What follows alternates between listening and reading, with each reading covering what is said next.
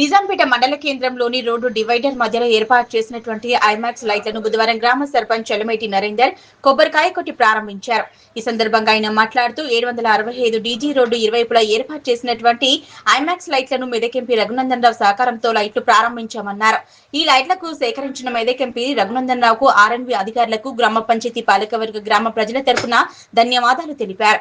ఈ కార్యక్రమంలో గ్రామ ఉప సర్పంచ్ గేరిగంటి బాబు, వార్డు సభ్యులు నాయని లక్ష్మణ్, బండారి ఎల్లం, పంజా మీనా బాబు, కొమ్మట పుష్ప సుధాకర్, గ్రామస్తుడు చంద్రశేఖర్, రమేష్, మావురం లక్ష్మణ్, ఆముదరాజు, సామల మహేష్, మీర్జా, జీడి రాములు గౌడ్, బండారి ప్రశాంత్, రాజిరెడ్డి, దేవుని రాజు, కిషన్ తదితరులు పాల్గొన్నారు.